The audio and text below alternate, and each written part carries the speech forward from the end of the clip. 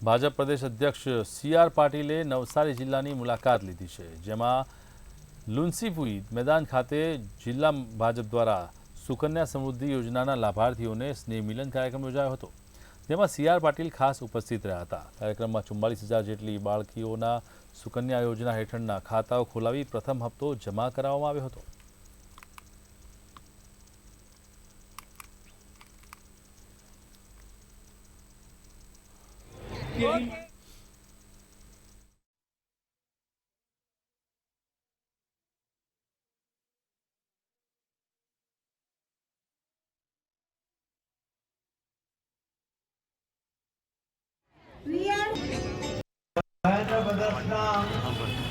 साथ અને સહકાર સાથે